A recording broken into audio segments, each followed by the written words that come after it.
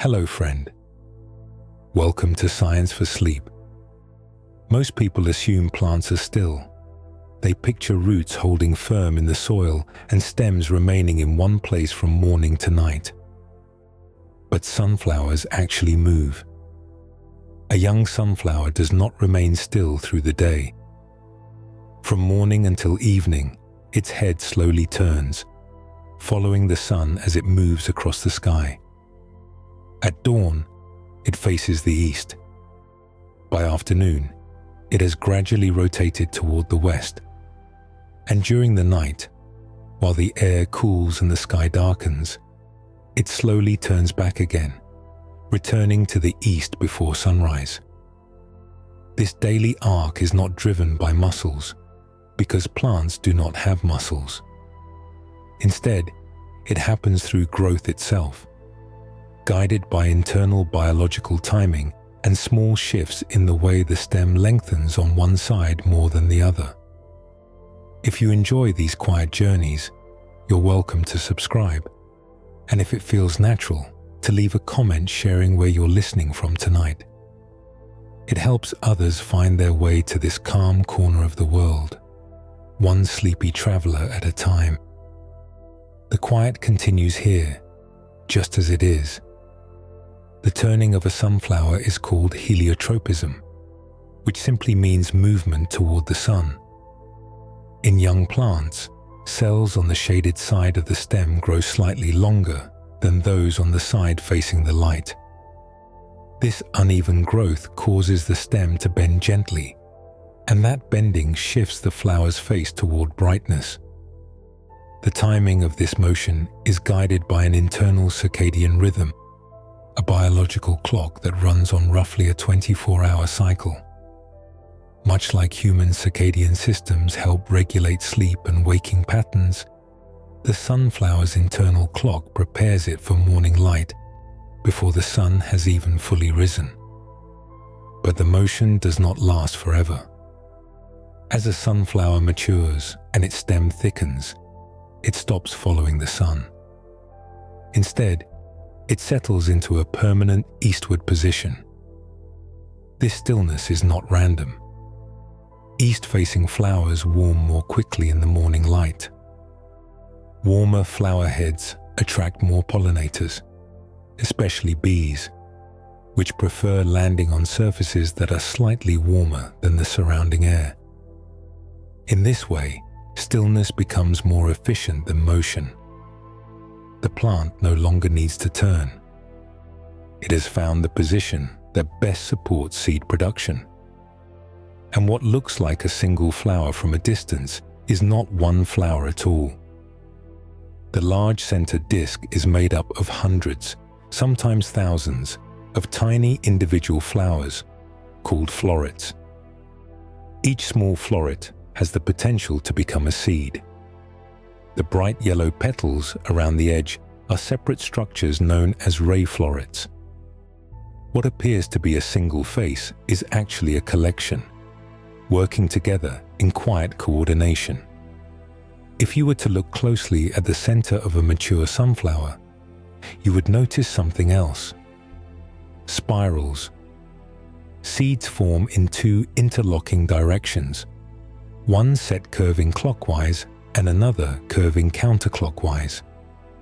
The numbers of these spirals often match patterns found in the Fibonacci sequence, such as 34 and 55, or 55 and 89. This arrangement allows seeds to pack together efficiently, filling space with very little waste. The pattern emerges naturally as each new floret forms at a consistent angle from the previous one, approximately 137.5 degrees, sometimes called the golden angle. Beneath the soil, the sunflower's roots extend downward and outward. In certain environments, those roots can absorb heavy metals from the soil, including lead and arsenic. This process, known as phytoremediation, has led to sunflowers being planted in areas of contamination to help stabilize and reduce pollutants. A plant that follows light above the ground can also quietly support healing below it. The sunflower, then, is not simply a bright bloom. It is a moving organism guided by internal timing. It is a composite structure made of many smaller lives arranged in precise patterns. It is a system that responds to warmth, supports pollinators, stores energy in seeds, and sometimes even assists damaged soil in recovery. For now, imagine a young sunflower at the edge of a field just before sunrise. Its face is turned east, waiting in still anticipation. The air is cool, the stem is steady. Inside the plant, subtle biological processes are already preparing for light. And as the sun begins to rise, that slow turning will begin again, guided by growth you cannot see but can gently picture. The first light of morning does not arrive all at once. It spreads slowly across the horizon, thinning the darkness, softening the cool air that has settled overnight. The sunflower, already facing east, does not wait to react. Its internal timing has been preparing for this moment for hours. Inside the stem, growth is not evenly distributed. On the side that faces away from the sun, certain plant cells begin to stretch just a little more than the cells on the side facing the light. This difference is subtle. It cannot be seen with the eye. But over time, those tiny differences in length cause the stem to bend. The bending is not dramatic. It is slow. It unfolds across the day in almost invisible increments. If you were to watch a sunflower from sunrise to sunset, you would not see it move in real time. But if you marked its position in the morning and returned in the afternoon, you would notice the change. The flower's face would be turned toward the west, having followed the arc of the sun across the sky. This daily motion depends on a plant hormone called auxin. Auxin helps regulate growth. When sunlight hits one side of the stem, auxin shifts toward the shaded side. There, it encourages cells to elongate slightly more. That extra elongation pushes the stem toward the light.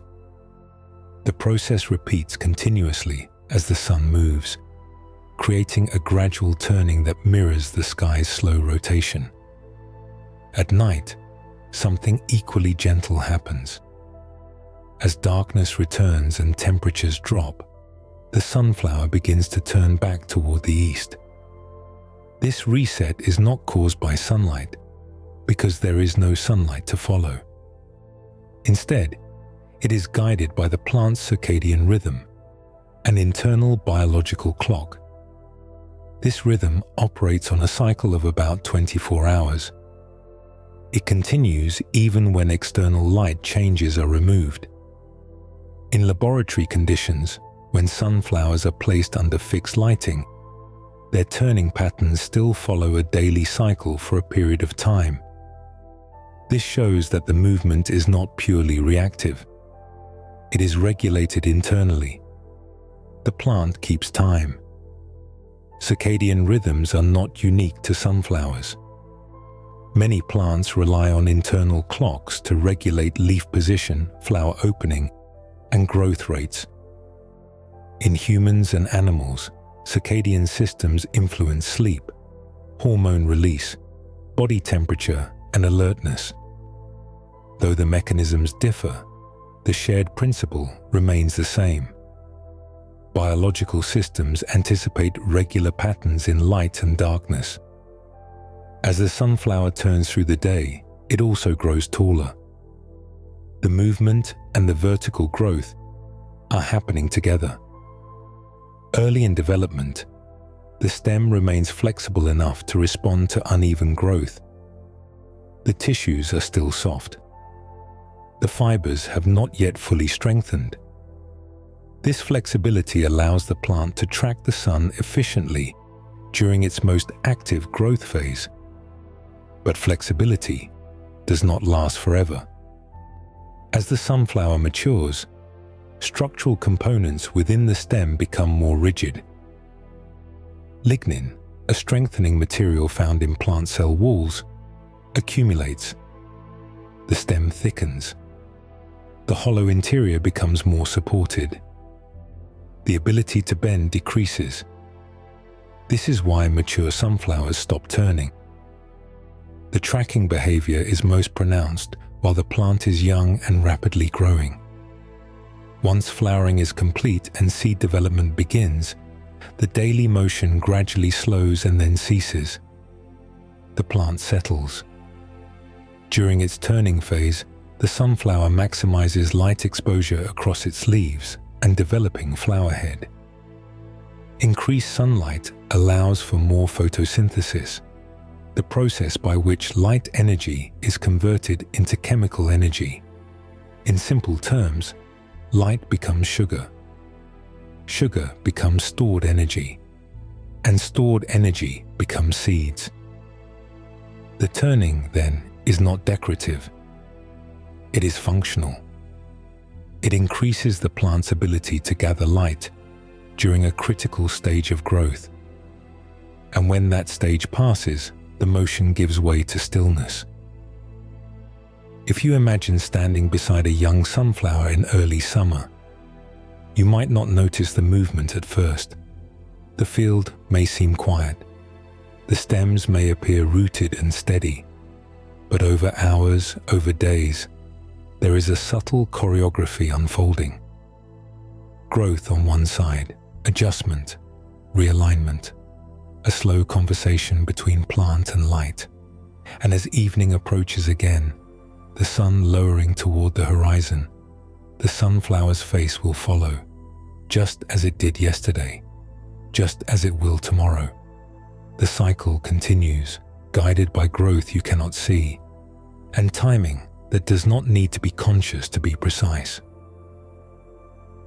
By the time the sunflower has reached its full height, something changes. The daily turning that once carried its face from east to west begins to slow. The arc becomes smaller. The motion becomes less noticeable, and eventually it stops. A mature sunflower no longer tracks the sun across the sky. Instead, it settles into a permanent position, facing east. Morning after morning, its wide yellow disc greets the rising light, and it remains oriented in that direction for the rest of its flowering life. This stillness might seem like a loss of ability, but it is not. It is a shift in strategy. When the sun rises in the east, its first rays carry warmth. An east-facing flower head warms more quickly in the early hours of the day than one facing west. Studies measuring the temperature of sunflower heads have shown that those oriented toward the sunrise can be several degrees warmer than the surrounding air during the morning. That small increase in warmth has measurable effects. Pollinators, especially bees, prefer warm landing surfaces. Their flight muscles work more efficiently when their bodies are warm, and a slightly heated flower allows them to begin foraging earlier in the day. A warmer sunflower can attract more visits during those crucial morning hours when pollen is fresh and viable. Pollen viability itself is sensitive to temperature. If a flower remains cool for too long, pollen release and transfer may be delayed. By facing east and warming quickly, the sunflower creates a more favorable environment for pollination. In this way, the plant's earlier movement prepares it for this final position. During its rapid growth stage, turning helps maximize light capture. But once flowering begins and seed formation becomes the priority, stability becomes more important than motion. The stem thickens, the tissues become firmer, the capacity to bend decreases. What remains is orientation. This transition from movement to stillness reflects a broader biological pattern. Many living systems are flexible during early development and become more stable as they mature. In the sunflower, flexibility allows exploration. Stability allows efficiency. If you picture a wide field in late summer, you may notice something quietly striking. Hundreds, sometimes thousands, of sunflower faces all point in the same direction. They do not appear scattered or random. They align with the sunrise. This uniform orientation is not coordinated through communication between plants. Each one follows its own internal development. Yet the result looks collective. Light acts as the common signal, and timing ensures that each plant reaches maturity with similar orientation. Even in agricultural settings, where seeds are planted in long, orderly rows, this eastward settling remains consistent. Farmers have observed that east-facing heads often produce slightly heavier seeds due to increased pollinator activity. The difference is not dramatic, but over large fields, small efficiencies accumulate.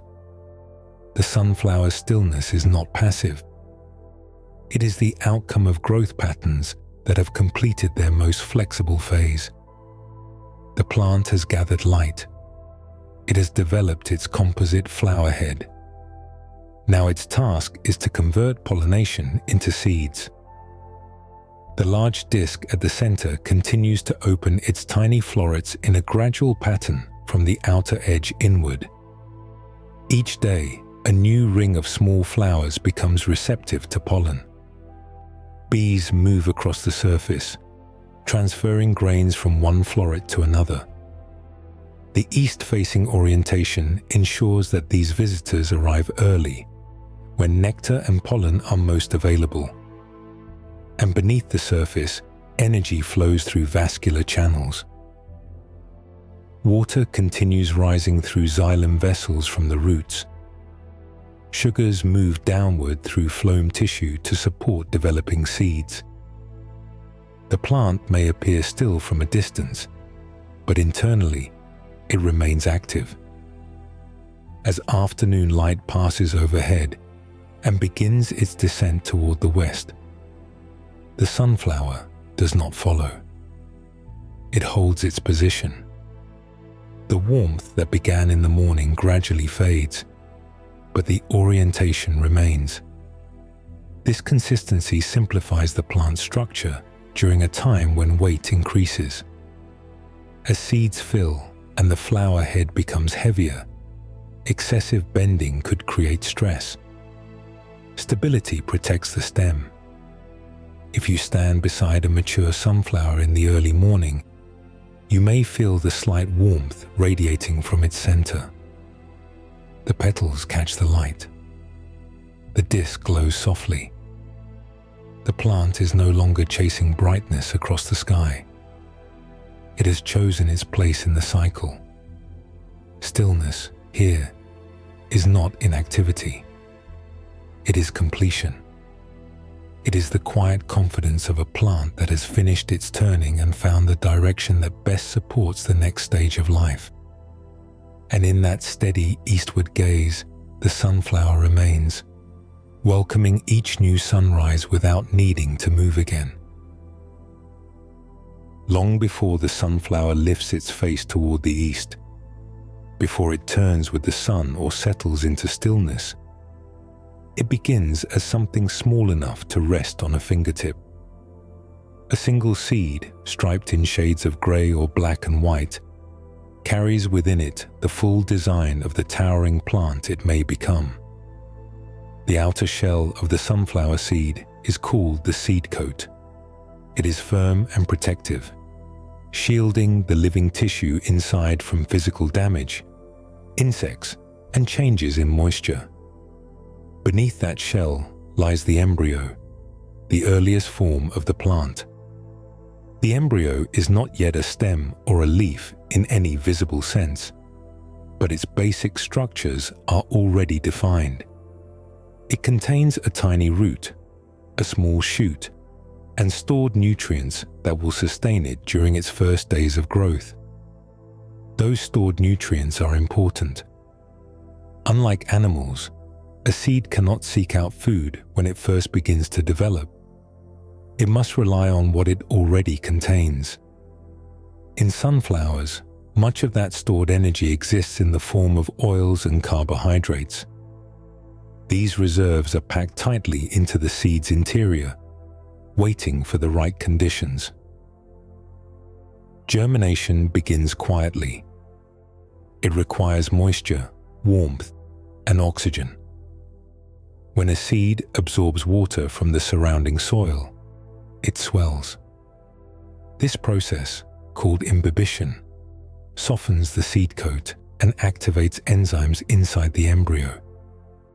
Those enzymes begin breaking down stored nutrients into usable energy. Metabolism increases. Cells divide. Growth begins. The first structure to emerge is the radicle, which becomes the primary root. It pushes downward into the soil, anchoring the young plant and beginning the search for water and dissolved minerals. Gravity guides this movement. Plant roots grow in response to gravity through a process called gravitropism, allowing them to orient downward even in darkness. Soon after, the shoot begins to extend upward. It moves in the opposite direction of the root, guided by light. This upward growth is called phototropism. The shoot carries with it the cotyledons, which are the first seed leaves. In sunflowers, these cotyledons rise above the soil surface and unfold, often appearing as two smooth oval leaves. At this early stage, the plant depends partly on stored seed energy and partly on the new process of photosynthesis. Once the cotyledons are exposed to light, chlorophyll begins capturing energy from the sun. Carbon dioxide enters through tiny openings called stomata, and water is drawn upward from the developing root. Through photosynthesis, the young plant produces glucose, a simple sugar that fuels continued growth. The transformation from seed to seedling happens over days, not hours. In warm soil with adequate moisture, a sunflower seed may germinate within 1 to 2 weeks. Temperature matters. Most sunflower varieties germinate best when soil temperatures are between about 10 and 30 degrees Celsius. Outside that range, growth slows or fails. If you imagine the soil above a newly planted seed, it may appear quiet and unchanged. Yet beneath the surface, the seed coat splits. The radicle pushes downward. The shoot presses upward, navigating through particles of earth. The motion is steady but unhurried. Each cell elongates. Each division builds upon the last. As the seedling rises above ground, it carries the memory of its beginning within it. The early growth patterns that allowed it to push through darkness also shape the structure of the mature plant. The root continues to deepen, eventually forming a strong taproot that anchors the tall stem. The shoot thickens and begins to produce true leaves, which are larger and rougher than the initial cotyledons. All of this complexity begins in something small enough to scatter by hand. A sunflower seed may weigh less than a gram, yet inside it lies a complete biological blueprint. Given light, warmth, water, and time, that blueprint unfolds. And if you picture a quiet garden bed in early spring, the soil gently warmed by returning sunlight, you can imagine dozens of seeds resting beneath the surface. They appear dormant. They appear still. But inside, moisture has begun to soften the outer shell. enzymes are activating. The first root is preparing to descend. The towering sunflower that will one day face the sunrise begins here, in darkness, enclosed within a shell, waiting for the quiet signal that conditions are right. From something no larger than a fingernail, an entire field of light-seeking blooms can rise. As the young sunflower rises above the soil and begins to stretch into open air, its stem lengthens quickly. What was once a fragile green shoot becomes a strong vertical column, lifting leaves higher and preparing to support the heavy flower head that will form later. At first glance, the stem may appear solid and rigid, like a narrow wooden pole. But if you were to examine it closely, you would find something different. The interior of a sunflower stem is not solid wood. It is largely hollow in the center, especially in mature plants. Around that hollow core are organized bundles of vascular tissue arranged in a ring. These bundles act as highways, transporting water and nutrients through the plant. The upward movement of water happens through structures called xylem vessels. These are long, tube-like channels formed from specialized cells that stack end to end. Once mature, the cells that make up xylem are hollow and reinforced, creating narrow passageways through which water can travel from roots to leaves. Water does not move upward in plants because it is pushed from below like liquid through a pump. Instead, it is pulled upward. As water evaporates from tiny openings in the leaves, called stomata, it creates a slight tension within the xylem vessels. This process, known as transpiration, pulls water upward through the stem in a continuous column. It is a quiet but powerful mechanism, driven by evaporation and cohesion between water molecules. While xylem carries water upward, another tissue called phloem moves sugars and other nutrients throughout the plant. These sugars are produced in the leaves during photosynthesis. Through phloem, they travel to areas that require energy, including the growing stem, developing roots, and eventually the forming seeds. The arrangement of vascular bundles in a ring gives the sunflower stem both flexibility and strength. Between these bundles are supportive fibers and parenchyma cells that help maintain structure while allowing some bending. This balance is important. A sunflower can grow several feet tall, sometimes reaching heights of 3 meters or more in certain varieties. Supporting that height requires reinforcement, but too much rigidity would make the plant vulnerable to snapping in wind. As the sunflower matures, its stem thickens. Cells divide in a layer known as the cambium, which contributes to increasing diameter. Though sunflowers are not woody trees, they do develop secondary growth that adds strength. The outer layer becomes slightly rougher, while the inner tissues continue transporting water and nutrients efficiently.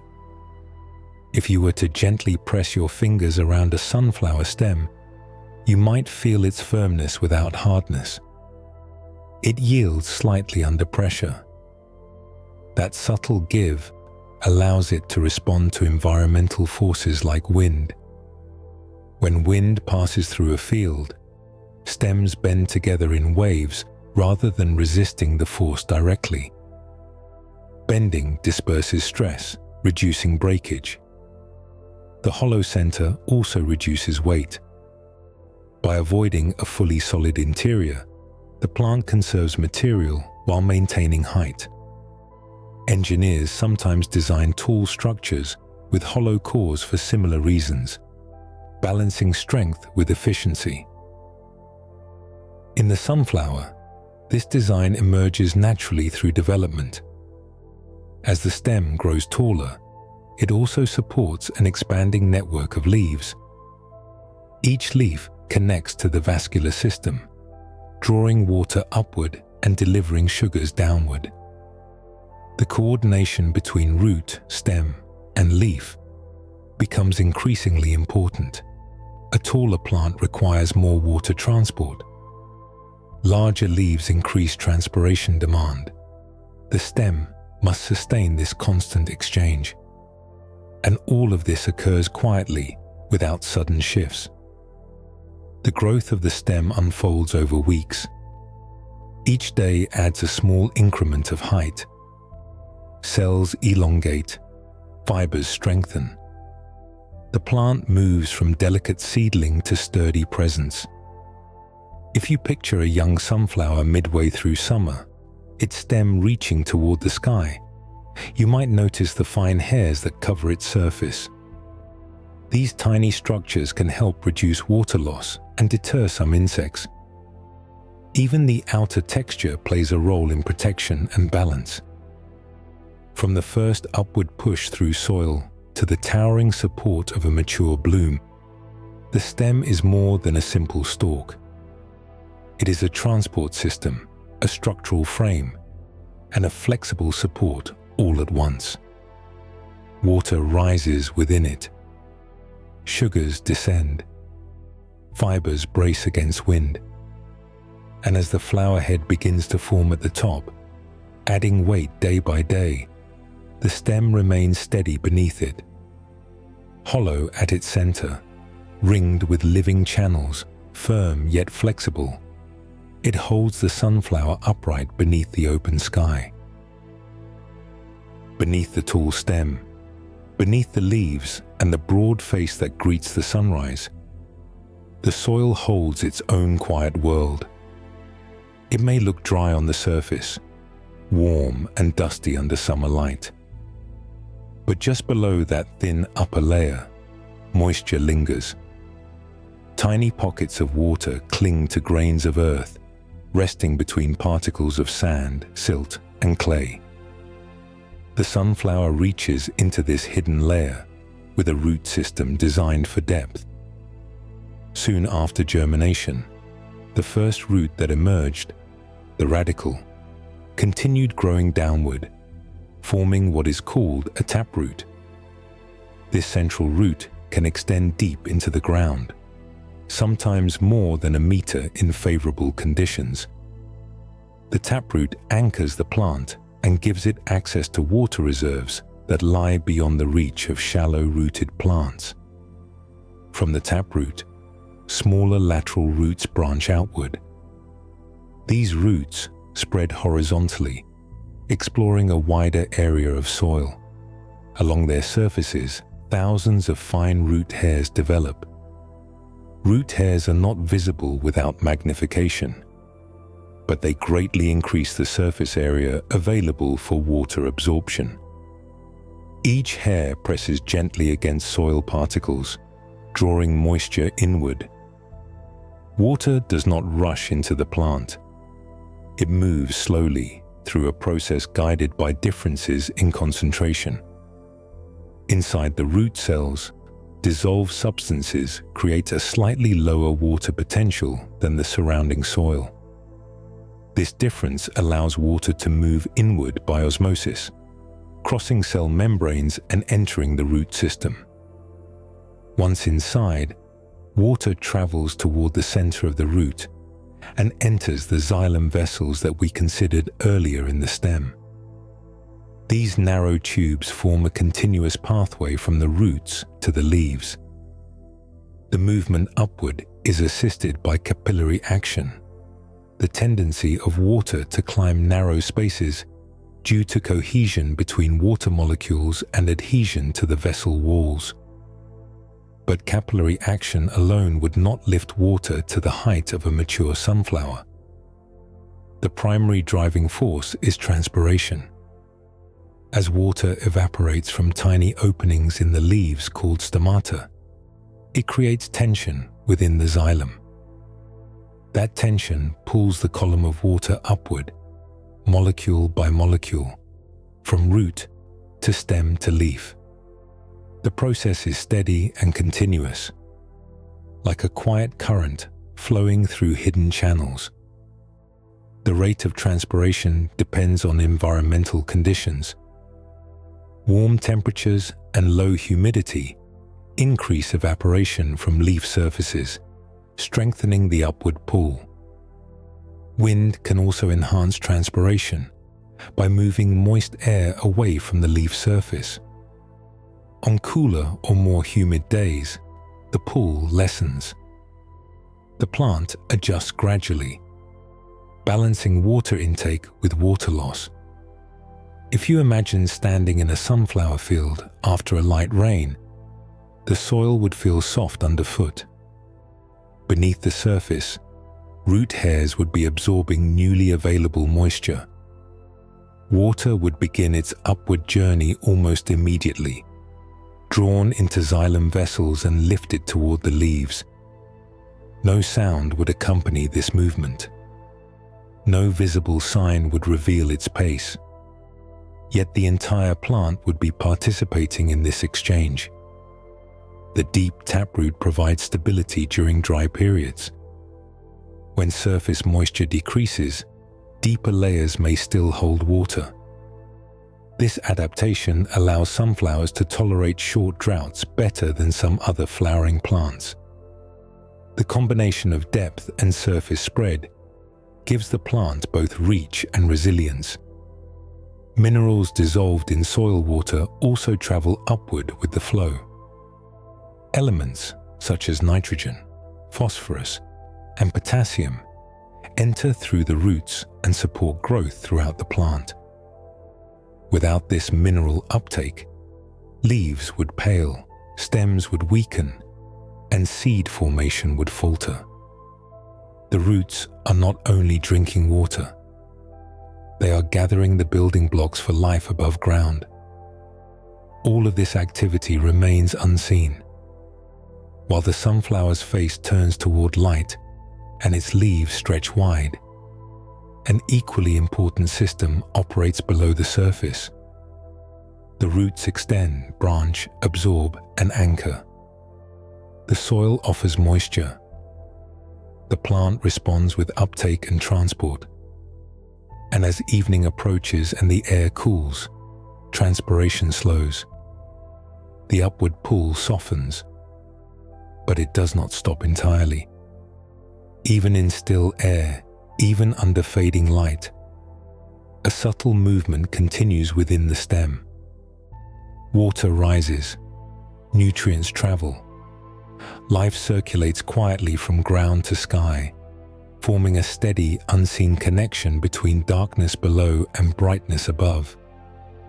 A quiet upward current moves through the plant, linking root to leaf in a continuous flow. Above the steady lift of water through the stem, the sunflower opens wide green surfaces to the sky. Its leaves are broad, slightly rough to the touch, and shaped to catch as much light as possible. Each one extends outward from the stem, angled just enough to avoid shading the leaves below it. If you look closely at a sunflower leaf, you might notice a network of veins branching outward from the central midrib. These veins are not only structural supports, they are also part of the vascular system, carrying water upward and distributing sugars throughout the plant. The leaf is both a surface and a factory, both structure and process. Inside the leaf, within its green tissue, are tiny compartments called chloroplasts. These structures contain chlorophyll, the pigment that gives leaves their color. Chlorophyll absorbs light, especially in the red and blue parts of the spectrum.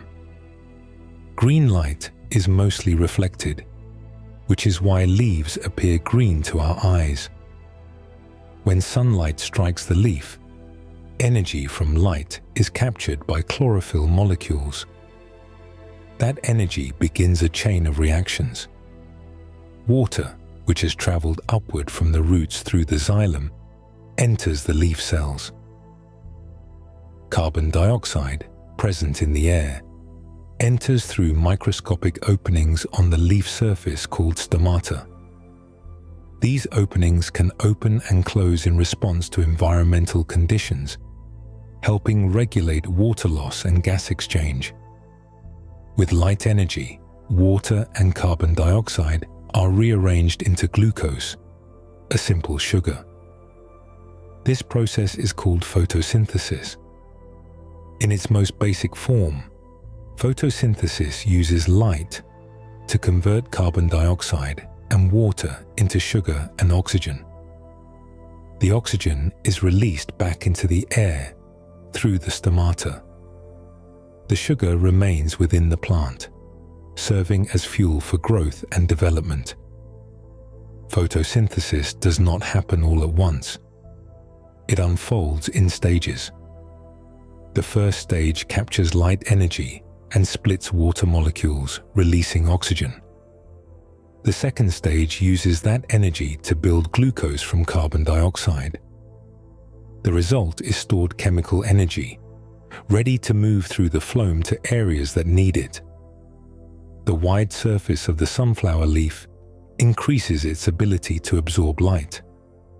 Larger leaves mean more chloroplasts. More chloroplasts mean greater capacity to produce sugar. But larger surfaces also increase water loss through transpiration. The plant must balance these competing needs. Stomata play a key role in this balance.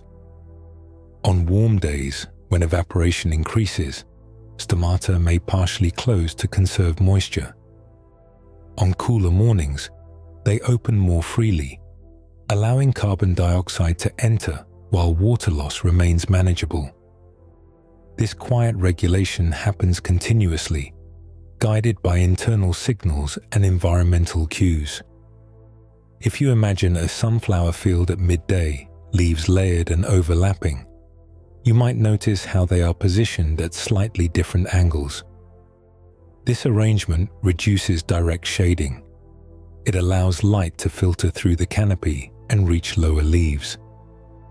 Each leaf participates in capturing energy, contributing to the plant's overall growth. The sugar produced in the leaves does not remain there. Through the phloem, it travels downward to the roots, upward to the developing flower head, and outward to growing tissues. When seeds begin to form, much of this energy will be directed into them, stored as oils and carbohydrates for the next generation. Even when clouds pass overhead and light dims, photosynthesis does not immediately stop. As long as some light reaches the leaf, energy capture continues at a slower rate. Only in complete darkness does the plant shift fully to using stored energy rather than producing it. At night, the leaves remain open to the air, but without light, photosynthesis pauses. The plant continues cellular respiration, breaking down stored sugars to release energy for maintenance and repair.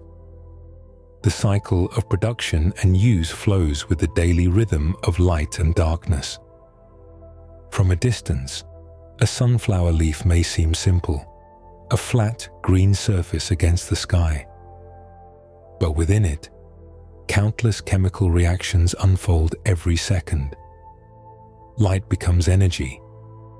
Energy becomes sugar. Sugar becomes structure, height, and seeds. And as sunlight touches the wide green surfaces each morning, the leaves respond quietly, absorbing what they can, releasing oxygen into the air, and transforming brightness into stored life. Light becomes something tangible inside the plant, something that can be held, transported, and eventually passed on. If you stand close to a mature sunflower and look directly into its center, the first impression is of a single, bold bloom. A wide golden disc, surrounded by bright yellow petals, seems complete on its own.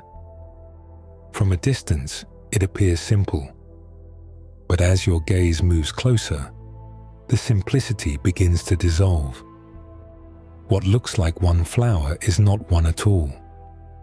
The sunflower head is what botanists call an inflorescence, which simply means a cluster of many small flowers arranged together on a single base.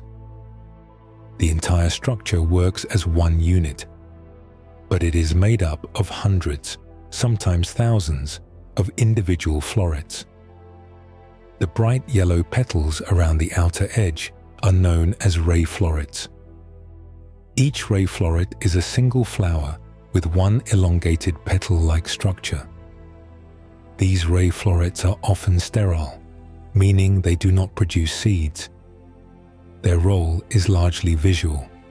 They create the bold outline that attracts pollinators from a distance. Their color contrasts against the green leaves and the open sky, signaling availability. Inside the ring of ray florets lies the dense center of disc florets. These are much smaller and more numerous.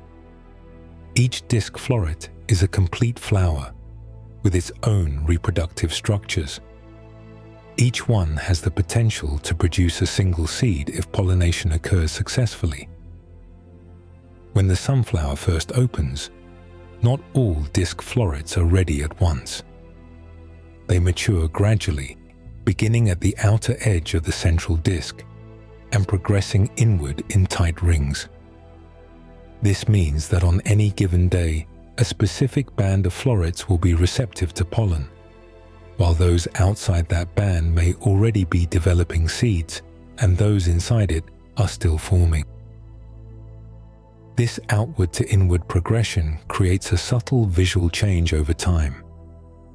If you were to observe the same sunflower across several days, you might notice a darker ring moving slowly toward the center. That ring marks the zone of active flowering. Each disc floret contains both male and female structures. Pollen is released first from the male part, and later the female stigma becomes receptive. This timing reduces the chance of self-pollination and encourages cross-pollination from other flowers, increasing genetic diversity. The base that holds all these florets together is called the receptacle. It is a broad, flat surface that supports the tightly packed arrangement. As each new floret forms, it is placed at a specific angle relative to the ones before it. This precise placement creates the spiral patterns that will become more noticeable as seeds develop. If you gently brush your fingers across the surface of a sunflower's disc, you would feel a texture that is firm and slightly rough. Each small structure is distinct. Each one is a flower in its own right. The advantage of this composite structure is efficiency. By grouping many small flowers together, the sunflower creates a large and visible landing platform for pollinators.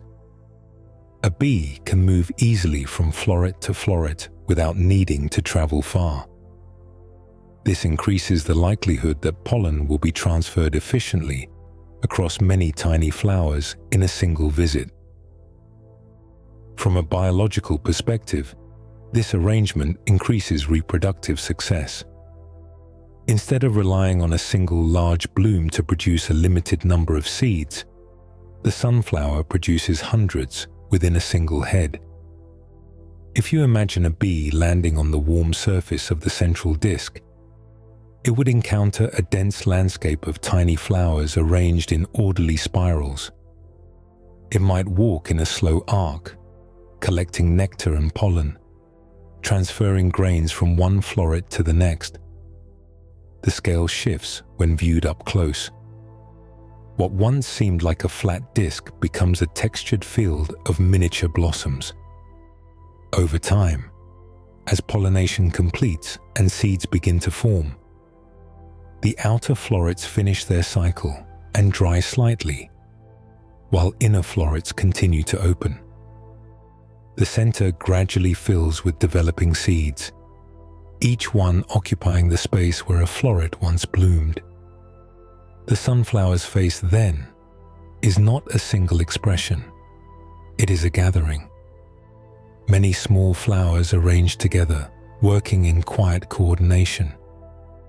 What appears singular is actually collective, and what seems simple from afar becomes intricate when examined with care.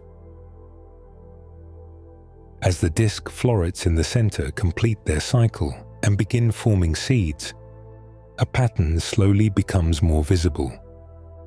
What once looked like a dense cluster of tiny flowers begins to reveal structure. Lines emerge, curves repeat, and if you trace those curves with your eyes, you may notice that they move in two directions at once. One set of spirals curves clockwise, another set curves counterclockwise. They interlock, crossing over one another without touching. The pattern is not drawn by hand. It is not measured with tools. It forms gradually as each new floret appears at a consistent angle from the last. That angle is approximately 137.5 degrees. It is sometimes called the golden angle. When each new floret grows at this angle relative to the previous one, the arrangement spreads evenly across the circular surface. No area becomes overcrowded too quickly. No space remains unused for long. As more florets form and later become seeds, the spirals become easier to count. In many sunflowers, you might find 34 spirals in one direction and 55 in the other. In larger heads, those numbers may be 55 and 89. These pairs of numbers often belong to the Fibonacci sequence, a series in which each number is the sum of the two before it. The sequence begins simply: 1, 1 and 2, 3, 5, 8, 13, and so on. As the numbers grow, the ratio between them approaches a value known as the golden ratio. This ratio appears frequently in natural growth patterns, including shells, pine cones, and leaf arrangements.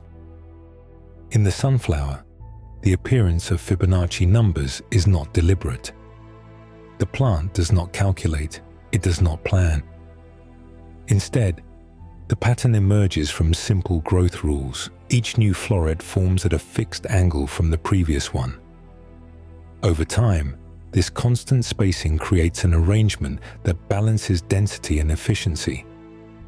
If the angle were smaller, florets might cluster too closely along certain lines, leaving gaps elsewhere.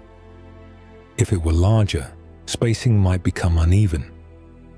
The golden angle distributes points across the disc in a way that minimizes overlap and maximizes coverage. From a practical standpoint, this efficient packing allows the sunflower to produce a large number of seeds within a limited space. Each seed occupies a position that does not interfere with its neighbors. As the seeds mature and expand, they fill the disc almost completely. If you imagine looking down at a sunflower from above, the central disc becomes a kind of living diagram. Spirals radiate outward in both directions, each line gently curving around the center. The pattern feels ordered but not rigid, natural but precise. As the seeds develop, their outer shells harden. The once soft florets transform into firm kernels, arranged in this interlocking design. The visual rhythm of the spirals remains, even as the texture changes from soft flower to structured seed. The emergence of this pattern demonstrates how complex order can arise from simple repetition. One floret at a time. One angle maintained consistently. Over days and weeks, the disc fills outward and inward simultaneously, following the same quiet rule. Even if you do not count the spirals, you may sense their presence. The eye follows the curves naturally. There is no clear beginning or end. The lines guide your attention inward toward the center and outward toward the edge in equal measure. In a field of sunflowers, each head carries its own version of this pattern. Some are larger, some smaller. The numbers may vary slightly, but the principle remains the same. Growth at a constant angle produces a distribution that feels balanced and complete. The pattern does not announce itself loudly. It does not demand notice. It simply appears embedded in the structure of the plant. Seeds form, space fills, spirals emerge. And if you trace those curves slowly with your gaze, you can follow the path of growth itself, turning gently around the center, expanding outward without instruction, forming order from repetition alone. In the early hours of morning, before the air has fully warmed, the center of a sunflower can feel slightly different from its surroundings. If you were to place your hand just above the surface of the disc, you might notice a gentle warmth radiating outward. It is not dramatic, it is subtle, but it is measurable. Sunflower heads can become several degrees warmer than the surrounding air, especially when they are facing the rising sun. This warmth is partly due to direct absorption of sunlight. The broad surface of the disc captures light efficiently, and the tightly packed florets absorb and retain heat. But there is also a biological element involved. The flower head can regulate its temperature in small ways through metabolic activity. As pollen matures within the disc florets, enzymatic processes are active. These processes generate slight amounts of heat as a byproduct. Combined with solar absorption, this can raise the temperature of the flower head during critical pollination periods. Temperature matters for more than comfort. Bees and other pollinators are sensitive to warmth. Their flight muscles function best when their body temperature is elevated. On cool mornings, a slightly warmer flower provides an inviting landing place. Research has shown that pollinators are more likely to visit flowers that offer both nectar and warmth. This advantage becomes especially important during the first hours after sunrise. East-facing sunflowers warm more quickly because they receive direct morning light. A flower oriented west may remain shaded during those early hours, delaying its warming. By the time it reaches similar temperatures, the most active pollination window may have already begun to close. Pollen viability is also influenced by temperature. If pollen grains remain too cool, their ability to germinate and grow pollen tubes may be reduced. Slight warming improves the efficiency of this process, increasing the likelihood that fertilization will occur successfully within each receptive floret. If you imagine a quiet field just after sunrise, dew still resting lightly on leaves, you might picture bees beginning to stir. The first visits often occur on flowers that have already captured light and warmth. The sunflower's broad disc acts almost like a solar panel, gathering energy and converting it not only into stored sugars, but into a surface that feels alive with heat. As the day progresses and the air temperature rises, the difference between the flower head and its surroundings may lessen. But the early advantage has already played its role. Pollinators have arrived. Pollen has been transferred. The process of seed formation has been supported. The texture of the central disc also contributes to heat retention. Its dense arrangement of small florets increases surface area, allowing light to be absorbed across many tiny structures. The dark interior color of many sunflower varieties enhances this absorption, as darker surfaces capture more heat than lighter ones. This warming effect does not require constant movement. It works in coordination with the east-facing orientation established earlier in the plant's development. Motion helped maximize light during rapid growth. Orientation now helps maximize warmth during reproduction. Even as the flower head gradually becomes heavier with developing seeds, the warmth it gathers continues to serve a purpose. Each small rise in temperature influences the behavior of insects, the timing of pollen release, and the success of fertilization. From a distance, you may see only a field of yellow discs glowing in the sun.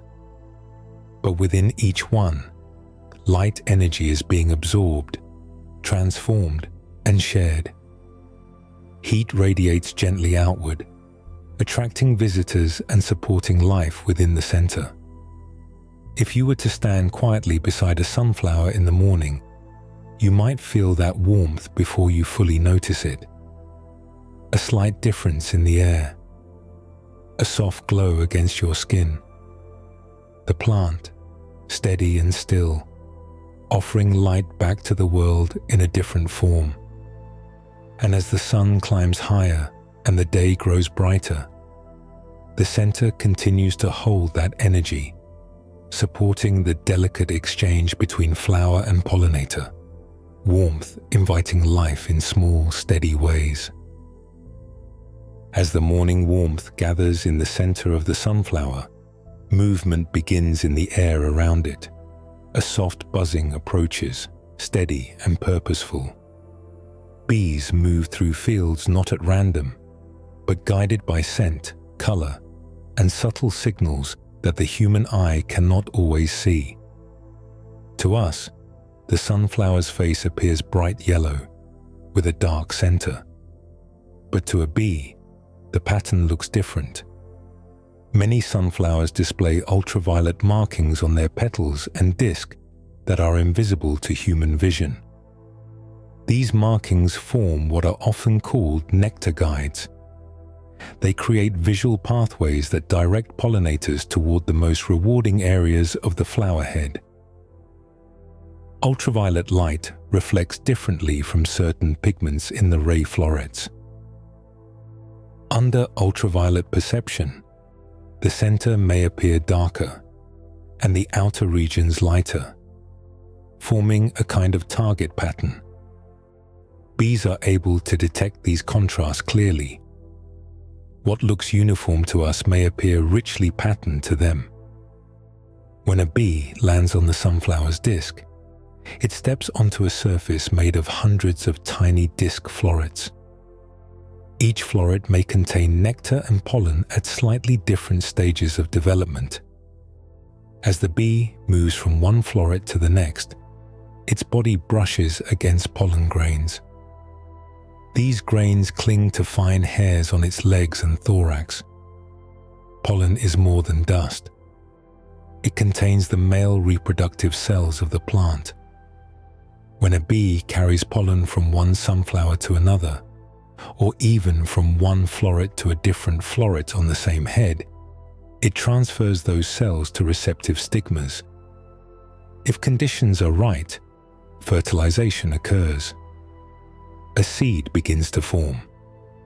Cross-pollination, which involves pollen transfer between different plants, increases genetic diversity. Greater diversity improves resilience against disease and environmental stress. The sunflower benefits when pollinators travel between flowers rather than remaining on a single head. The design of the composite flower head makes this movement efficient. A bee can walk across dozens of florets in a single visit, collecting nectar and spreading pollen with minimal effort. The dense arrangement ensures that each landing provides multiple opportunities for transfer. Timing also plays a role. As mentioned earlier, disc florets mature in rings from the outside inward. This stage development encourages repeated visits over several days. When outer florets finish releasing pollen and begin seed formation, inner florets become receptive. The bee's path shifts slightly inward each day, following the progression of bloom. The warmth of the flower head enhances this interaction. Bees prefer landing on warmer surfaces, especially during cool mornings. A sunflower that has absorbed early light provides both nectar and comfort. The relationship becomes mutually beneficial. The bee gathers food. The plant achieves pollination. Beyond bees, other insects may also visit sunflowers, including butterflies, beetles, and certain flies. Each visitor interacts differently with the florets, but many contribute to pollen movement. The open structure of the flower head makes it accessible to a range of pollinators. If you imagine standing quietly near a sunflower field in mid-morning, you might hear a low, steady hum. Bees move in arcs between blossoms, occasionally pausing before landing. Their bodies tilt as they settle onto the disc. Tiny legs grip the textured surface. Antennae sweep forward, sensing chemical cues. Each movement appears small, almost delicate.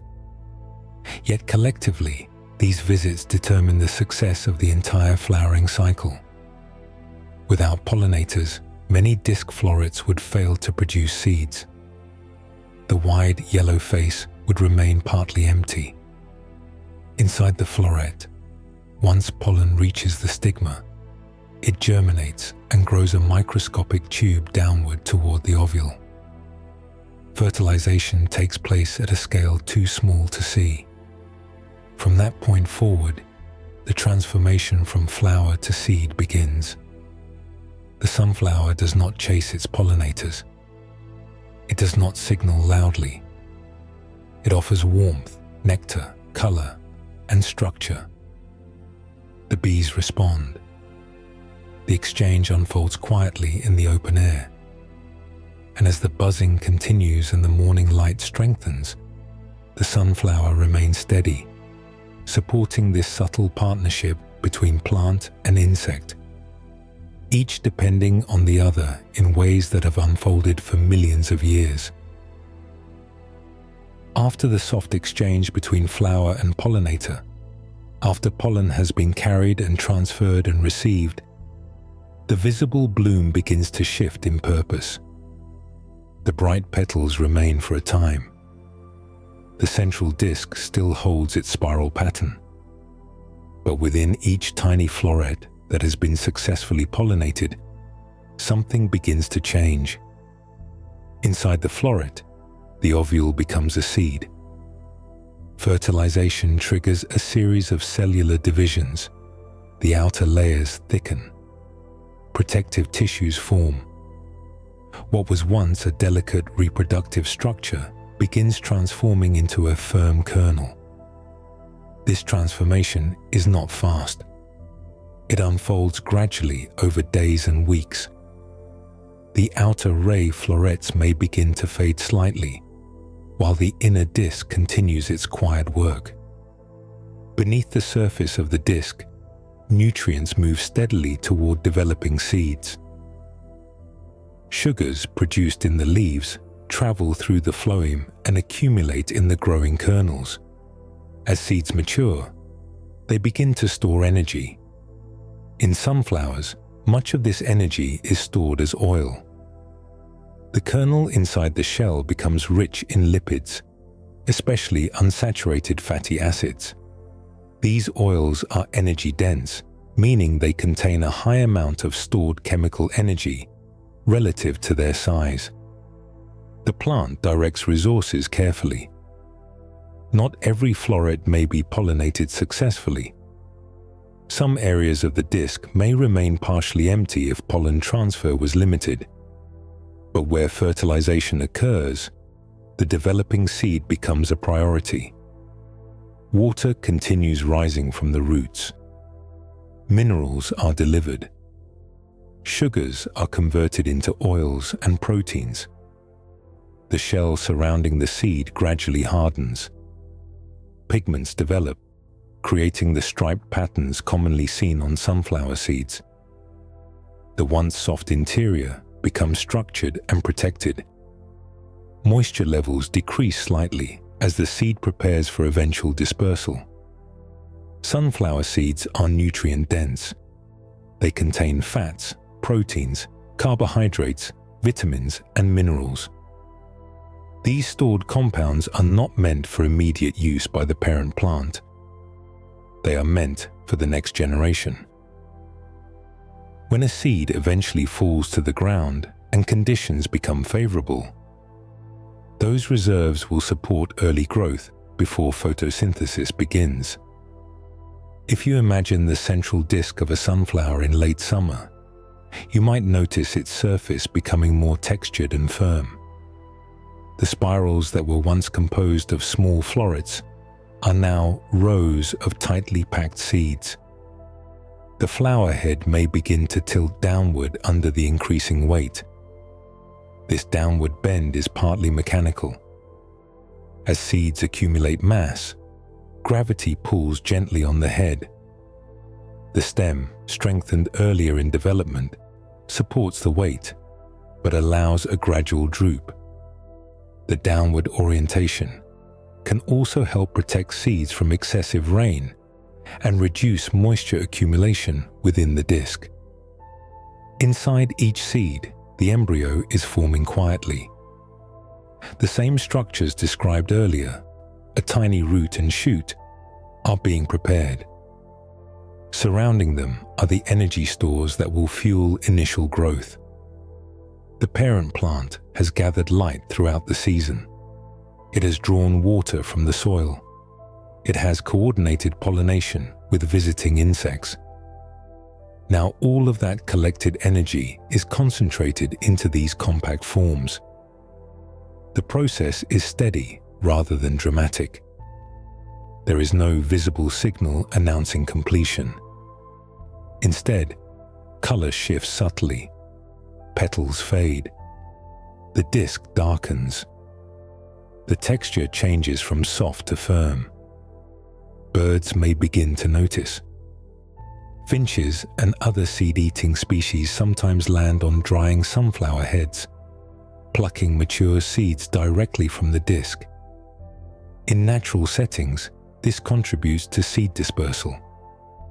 In cultivated fields, harvesting machinery may later collect the seeds efficiently in large quantities. But before dispersal, before harvest, there is this stage of quiet accumulation. Each seed holds potential, sealed within its protective shell. Each one contains the blueprint for another sunflower that could one day rise from soil and follow light. If you stand beside a mature sunflower at this stage, you may feel the weight of its head as it leans slightly forward. The warmth that once attracted bees has given way to density. The bright face has transformed into a reservoir of stored energy. Within the disc, thousands of small futures rest together.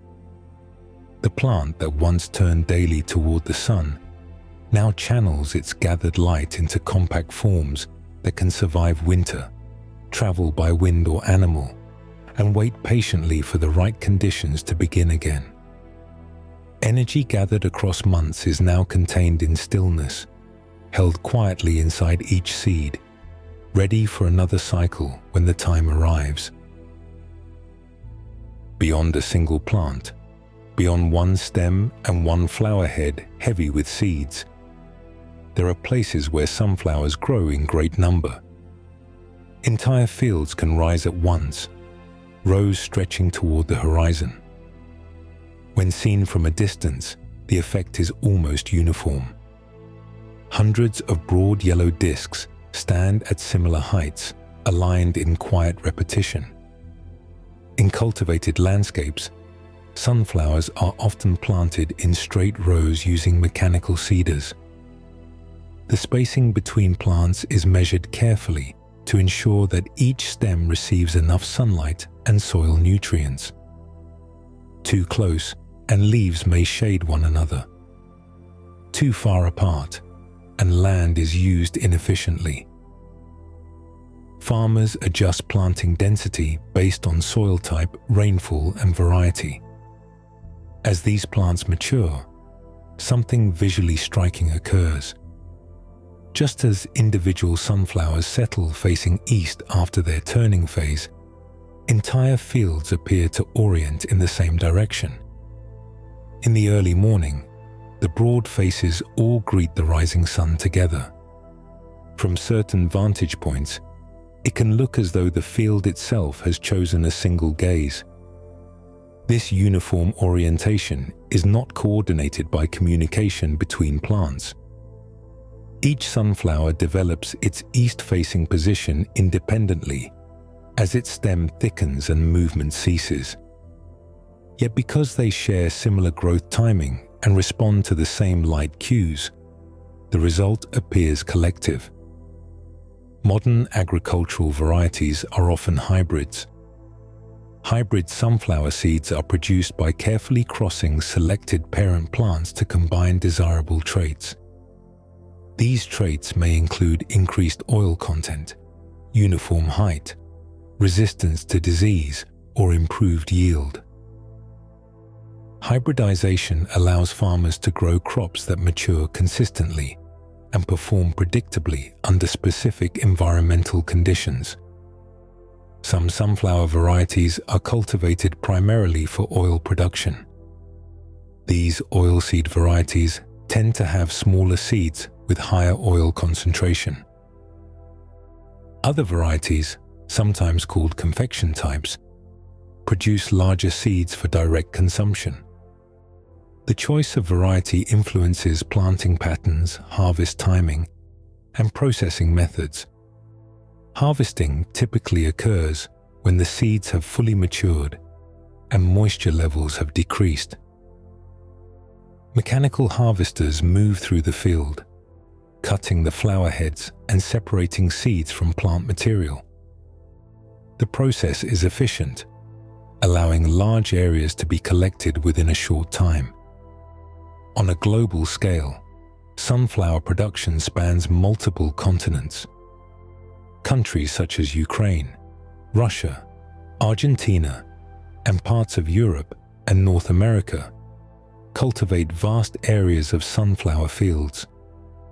The oil extracted from seeds is used in cooking, food processing, and industrial applications. The scale of production can reach millions of tons each year. Yet even within this industrial context, the visual rhythm of the field remains calm. Rows extend evenly, stems rise steadily, morning light touches disc after disc. The geometry of agriculture overlays the natural spiral geometry within each flower head. If you imagine standing at the edge of a cultivated sunflower field just after sunrise, the air might feel cool and still. Dew could rest lightly on leaves. The field would appear unified, each plant facing east. From that perspective, the distinction between wild growth and organized farming softens. The plants still absorb light. Water still rises through stems. Seeds still form quietly within each disc. Uniform orientation offers practical benefits as well. East-facing flowers warm earlier, which can enhance pollinator activity in fields where insects are present. Consistent plant height allows harvesting equipment to operate smoothly. Predictable maturation times simplify planning. Agriculture does not remove the biological principles we have explored. It works with them. Farmers observe how the plant grows, how it turns, how it sets seed, and then adjust methods to support efficiency and yield. From above, perhaps seen from a hill, or captured in an aerial photograph, a sunflower field appears patterned and orderly.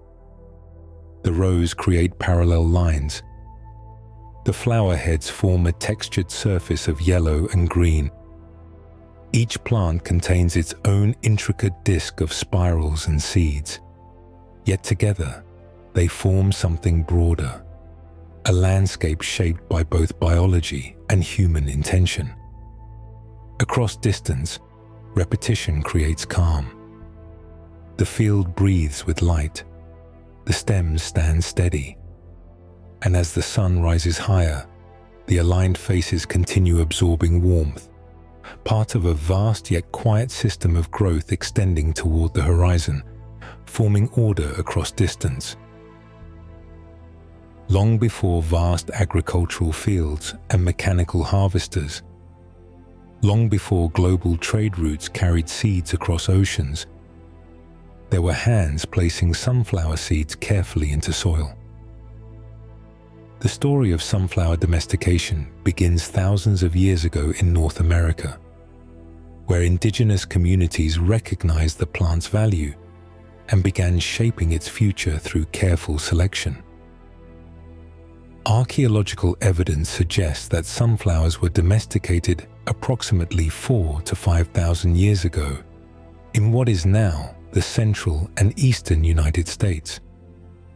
Wild sunflowers already grew across large areas of the continent, but early farmers began choosing plants with specific traits.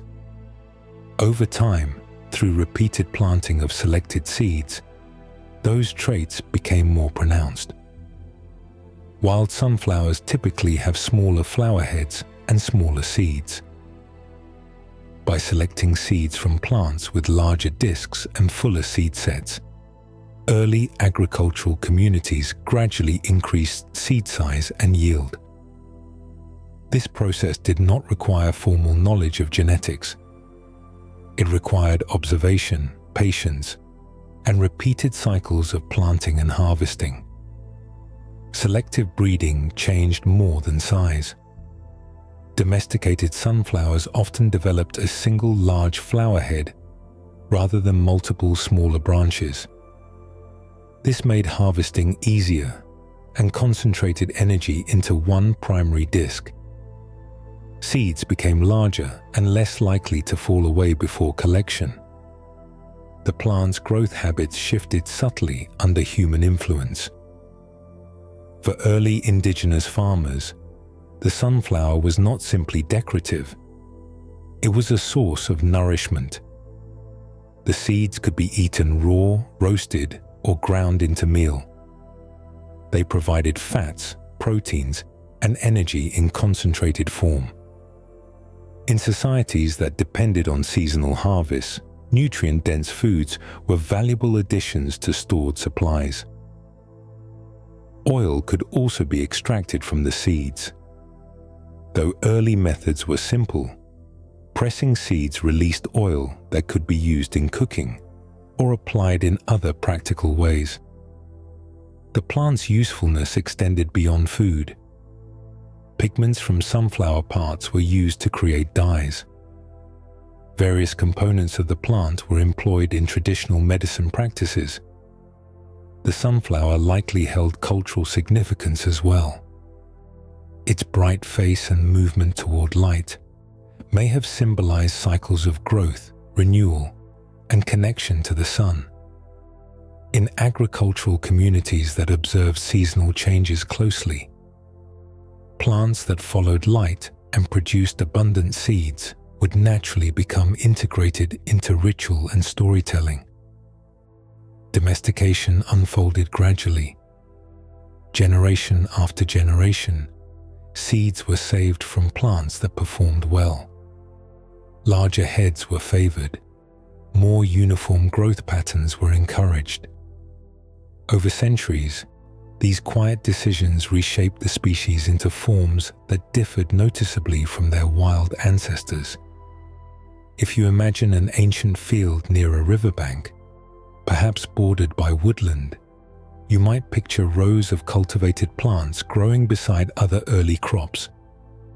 Sunflowers stood among squash, maize, and beans in some agricultural systems. Together, these plants formed part of the foundation of early farming in North America. Unlike modern hybrid breeding, which often involves controlled crosses and laboratory analysis, early domestication relied entirely on repeated observation and selection. Farmers noticed which plants produced the most useful seeds and saved those seeds for the next planting season. The process was deliberate but unhurried. The sunflower we see today carries traces of those early choices. Its large central disc, its substantial seed size, and its single dominant bloom reflect centuries of gentle shaping. Human care influenced its structure long before industrial agriculture expanded its global presence. Domestication did not remove the sunflower's natural tendencies. It still forms spirals.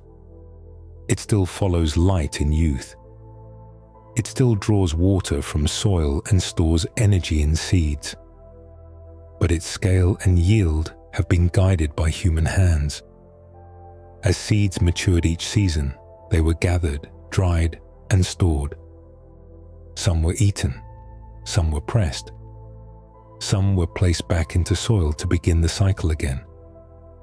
Through this repeated act of planting and selecting, the sunflower became woven into agricultural life.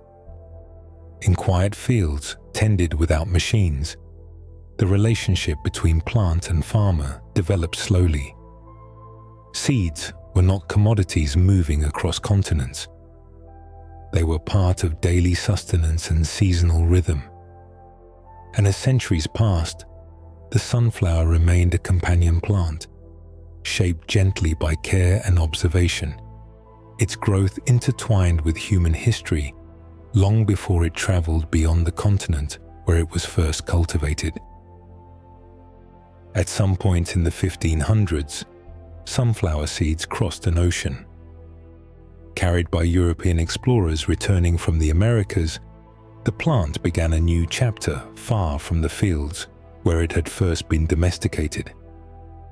What had once grown primarily in North American soil now found itself planted in European gardens. In the beginning, the sunflower was valued mostly for its appearance. Its tall stem and bright, sun-like face made it a striking ornamental plant. Gardeners admired its height and symmetry. The large flower head stood out among smaller blooms, drawing attention in courtyards and estates. For a time, the plant remained largely decorative in Europe. Its potential as a major oil crop had not yet been fully realized. But as it spread eastward across the continent, new uses began to emerge. In regions such as Russia and parts of Eastern Europe, sunflower seeds gradually became more important as a food source. By the 1700s and 1800s, Russian farmers had begun expanding sunflower cultivation for oil production. One reason for this expansion was connected to religious practice. In the Russian Orthodox tradition, certain fasting periods restricted the use of many common fats and oils.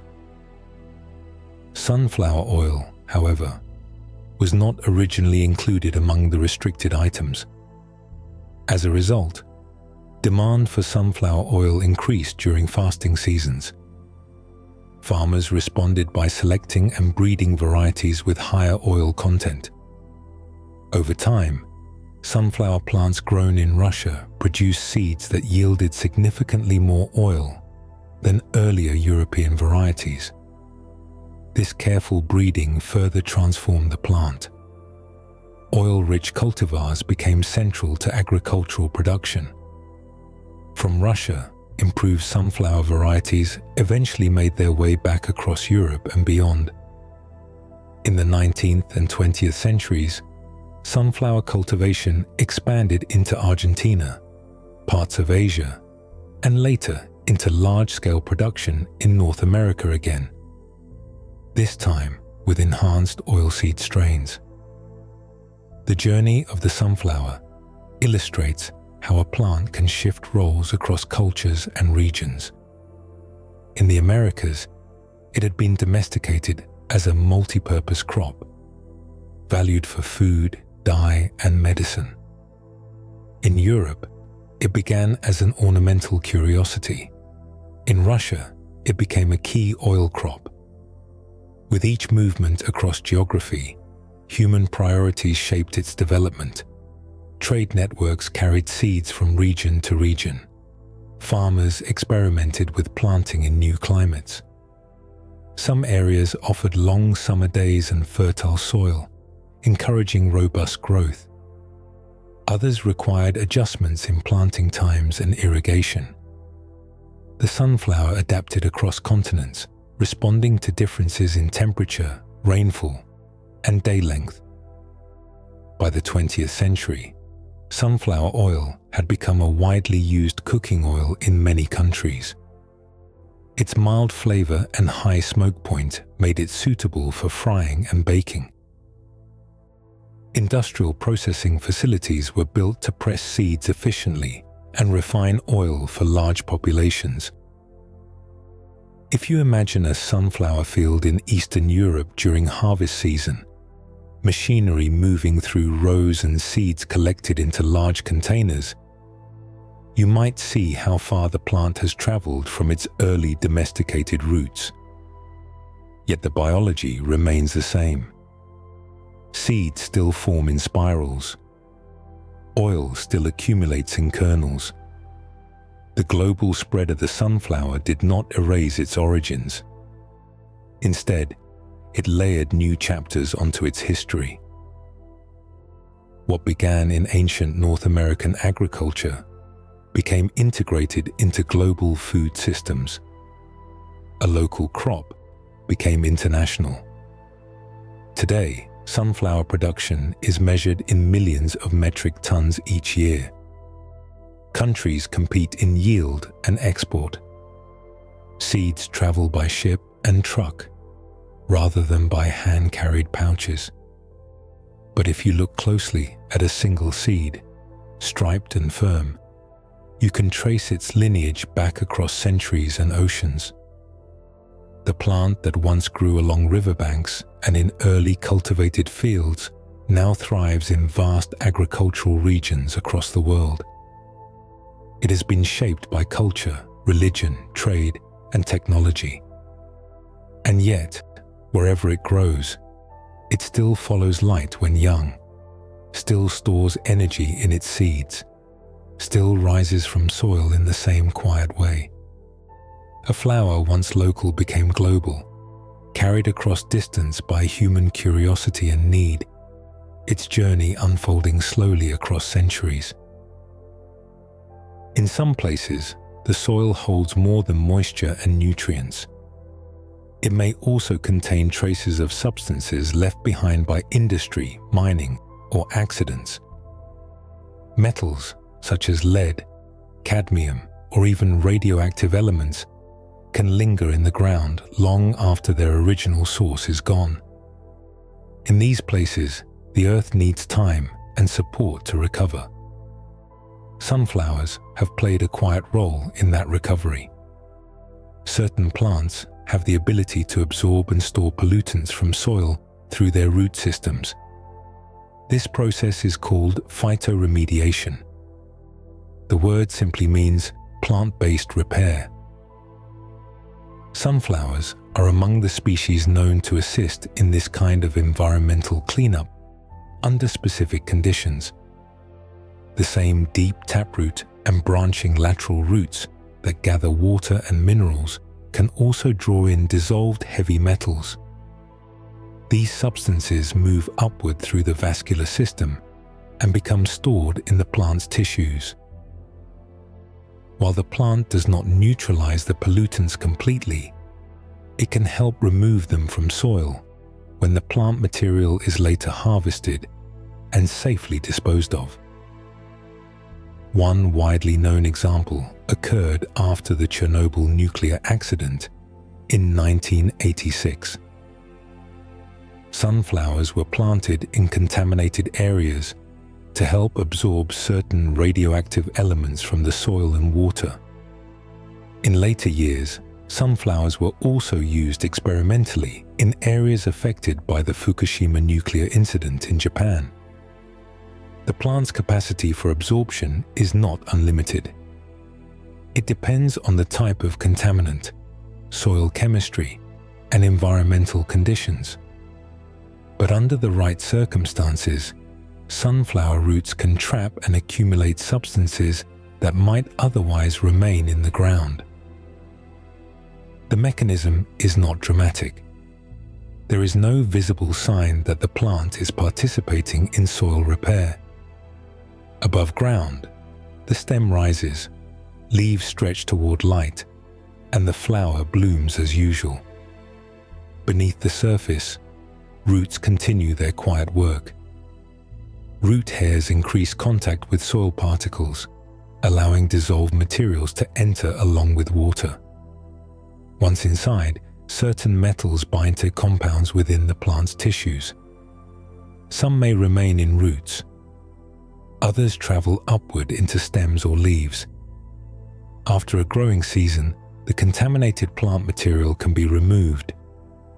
In doing so, a portion of the pollutant leaves the soil with it. Repeating this process across multiple planting cycles can gradually reduce contamination levels in certain sites.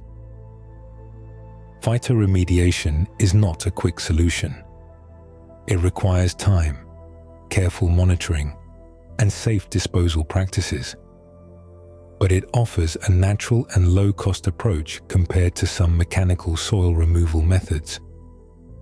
If you imagine a field near an industrial site where the soil has been disturbed, you might picture rows of sunflowers planted not for oil or food, but for restoration. Their bright faces would look no different from those in agricultural fields, yet their purpose would extend beyond seed production. The deep taproot anchors the plant. The lateral roots spread outward.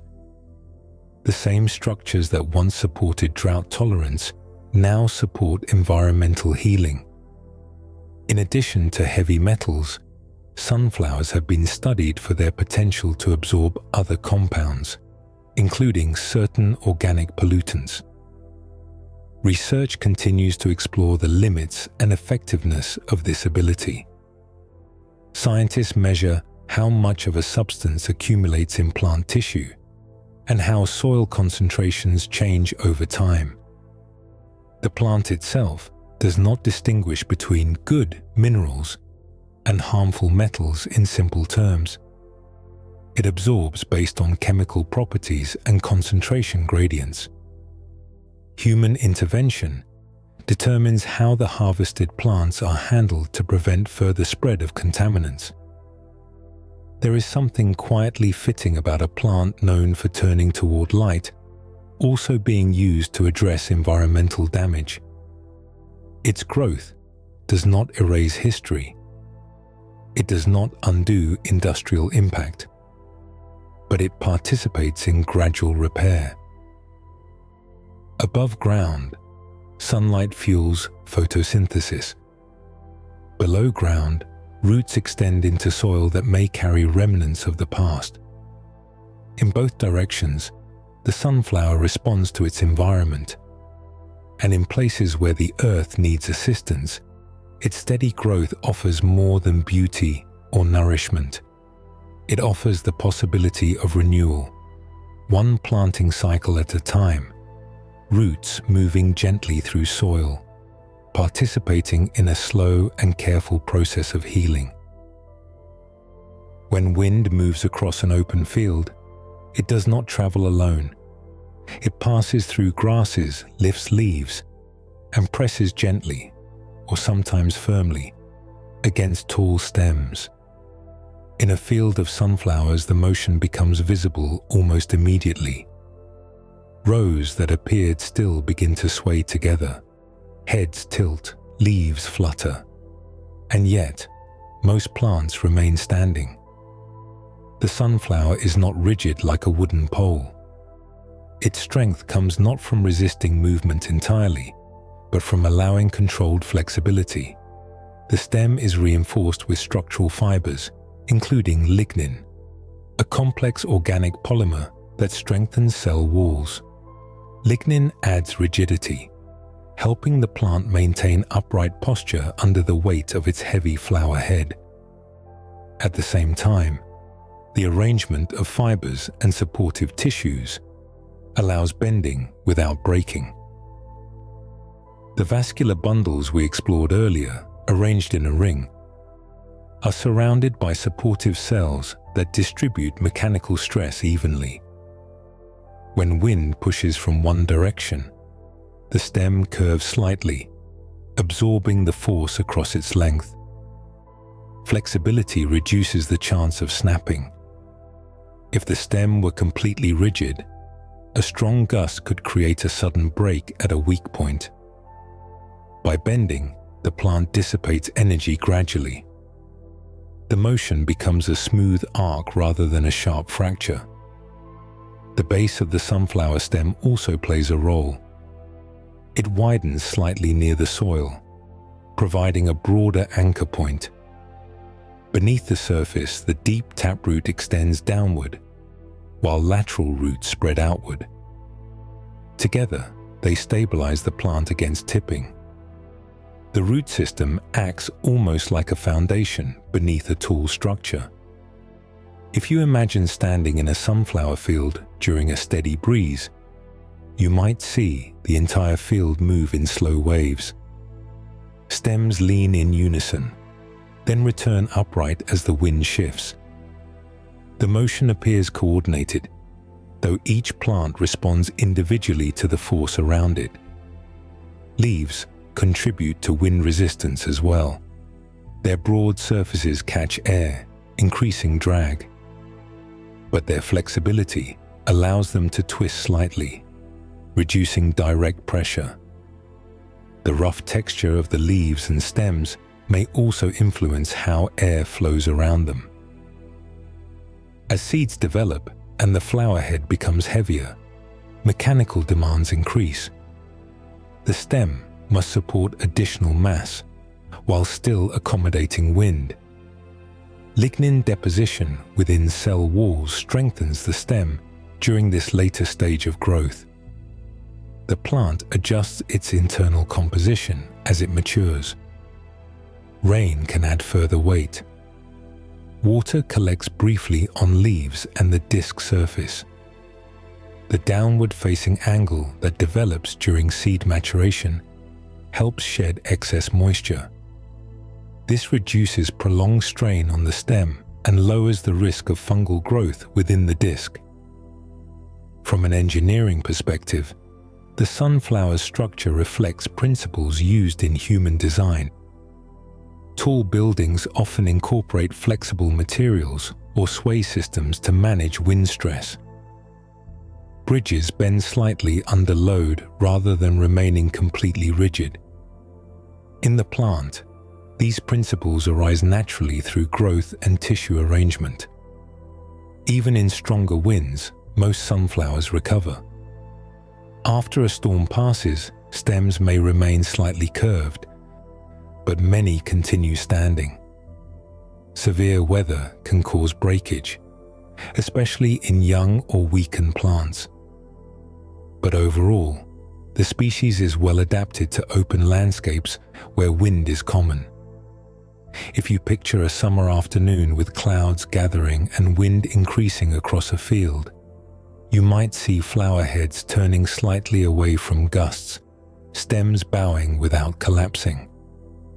The movement is not frantic. It is measured. The plant does not fight the wind. It yields just enough. Strength and flexibility work together. The fibers hold firm. the stem curves gently. Roots grip the soil below, and when the air grows still again, the field returns to quiet. Stems straighten, leaves settle. The broad faces rest once more in steady alignment. Built to bend, the sunflower stands not by resisting every force, but by responding with balance, strength shaped by flexibility. As summer begins to lean toward its later days, the field changes in tone. The bright, fresh yellow of early bloom deepens. The air feels heavier. Light stretches longer in the evening, but its angle shifts. The sunflower, once upright and vibrant, begins a subtle transformation. The ray florets, the broad yellow petals that frame the central disc, start to fade. Their color softens from vivid yellow to a more muted gold. Edges may curl slightly inward. What was once fresh and open now feels more textured, more mature. This fading is not a sign of failure. It marks completion. Pollination has occurred. Seeds are forming. The petals have fulfilled their role of attracting insects and framing the disc. Now energy is redirected inward, toward the developing seeds at the center. As the seeds mature, the head of the sunflower grows heavier. Each fertilized disc floret has transformed into a kernel, and together they can number in the hundreds or even thousands. A single large sunflower may contain up to 2,000 seeds arranged in tight spirals. With that added mass, the head begins to droop. The once sky-facing disc gradually tilts downward. This drooping is partly mechanical. The weight of developing seeds pulls gently on the stem, but it also serves a purpose. The downward angle can help protect the seeds from excess rain and reduce moisture buildup in the disc. Moisture content within the seeds decreases as they ripen. The plant begins to draw less water into the head. The outer shell hardens further. The interior oil becomes more concentrated. The transformation from living floret to fully formed seed reaches its final stage. The stem remains strong, but its green color may dull slightly. Leaves may yellow and dry along the edges. Nutrient flow slows as the plant nears the end of its annual cycle. The focus has shifted entirely toward the seeds, compact vessels of stored energy prepared for dispersal. In open fields, birds begin to notice. Finches, sparrows, and other seed-eating species may land directly on the drooping heads. They cling to the disc and pluck seeds free with quick movements of their beaks. The firm shells crack. The nutrient-rich kernels are consumed.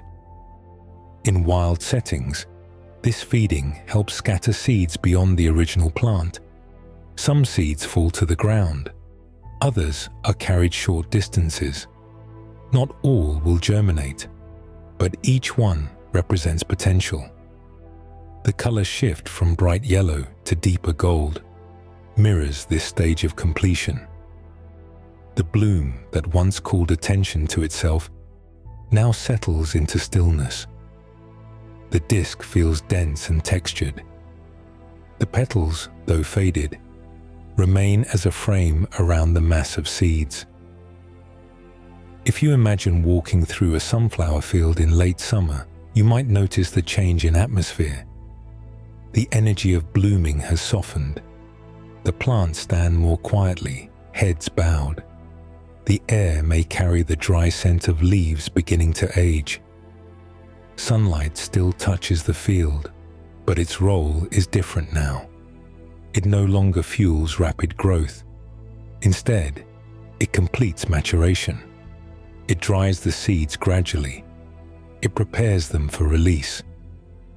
The spirals within the disc remain visible, now composed of firm kernels rather than soft florets. Each seed rests in its place, shell hardened, embryo formed, energy stored. The transformation feels gentle rather than sudden. There is no abrupt ending. The bright yellow of early summer deepens to gold. The upright face lowers slightly. Moisture retreats. Weight increases. And within that bowed head, up to thousands of small futures wait. The plant that once turned toward light now leans toward earth, ready to release what it has gathered across the season. The moment of bloom has passed. The moment of dispersal approaches. Energy stored in stillness prepares to move again. As autumn settles in and the air cools, the field grows quieter. The bright faces of summer have darkened. Stems dry, leaves fall away. What remains are seeds, some carried off by birds, some harvested, and some falling gently to the soil below. A sunflower seed that lands on the ground does not immediately begin to grow. Even if moisture is present, even if a brief warm spell passes through early autumn, most seeds will remain still. This stillness is not inactivity, it is dormancy. A carefully timed pause built into the seed's design. The hard outer seed coat plays a protective role.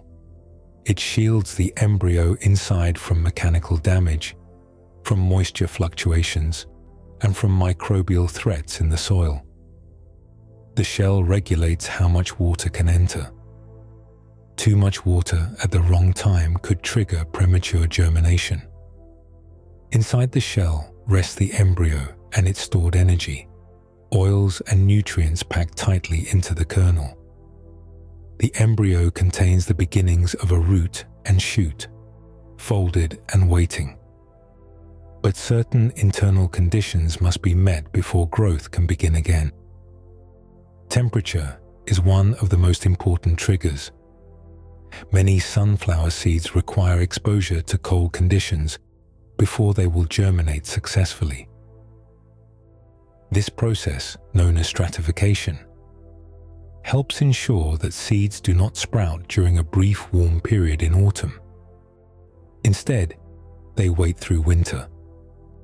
Cold temperatures alter chemical balances within the seed. Hormones that inhibit growth, such as abscisic acid, gradually decrease in concentration. At the same time, growth-promoting hormones become more active. The balance shifts slowly, over weeks of low temperature exposure. Moisture also plays a role. Soil that freezes and thaws creates small shifts in the seed coat. Tiny cracks may form, increasing permeability just enough to allow water entry in spring. These physical changes work alongside hormonal adjustments inside the embryo. Dormancy is a survival strategy. If a seed were to germinate in late autumn, the young seedling would likely encounter frost before establishing strong roots. The delay protects the next generation from mistimed growth. Waiting through winter increases the chance that spring warmth will support steady development. If you imagine a sunflower seed resting beneath a thin layer of fallen leaves, the ground around it slowly cooling as days shorten, you might picture quiet darkness. Snow may fall above. Ice may form in the upper soil layers. The seed remains intact, insulated slightly by soil and debris. Inside, chemical processes continue at a slow pace. Nothing appears to change from the outside, but time is part of the mechanism. Weeks of cold prepare the seed for future activation. When spring arrives and soil temperatures begin to rise consistently, the balance shifts again. Water enters more freely. Hormonal signals change. Enzymes activate. Stored oils begin converting into usable energy. Not all seeds will germinate. Some may be eaten, some may decay. But those that survive dormancy and receive proper cues will begin the cycle once more. Dormancy also spreads risk across time. In natural settings, not every seed from a single plant germinates in the same year. Some may remain viable in soil for multiple seasons, creating a reserve known as a seed bank. This increases the species' resilience to unpredictable conditions. From a distance, autumn may appear as an ending. Stems dry. Flowers collapse. Color fades from the field. But beneath the surface, the seeds wait with purpose. Their stillness is active protection. Their pause is preparation. The same plant that once turned toward light now rests below ground, contained in miniature form. The energy gathered during summer has not vanished. It remains stored within the kernel, preserved by the shell, guarded by chemical timing. Winter passes slowly. Snow melts, soil softens, light returns in longer intervals each day, and beneath that soil, seeds that have waited patiently through cold begin to sense the change. Waiting was never absence. It was alignment with season. Dormancy is part of life's rhythm, a quiet stage that ensures growth begins at the right moment, not the first possible one. When winter finally loosens its hold and the soil begins to warm, the quiet pause beneath the surface starts to shift. Moisture returns in steady cycles. Daylight stretches a little longer each afternoon. The field that seemed empty carries hidden readiness. The sunflower is an annual plant. This means it completes its entire life cycle within a single growing season, from seed to flower to seed again. It does not survive winter as a living stem. Instead, its continuation depends entirely on the seeds that waited through dormancy.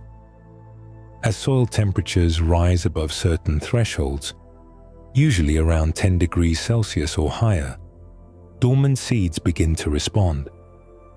Water enters through the seed coat. Enzymes activate. Stored oils are converted into sugars to fuel early growth.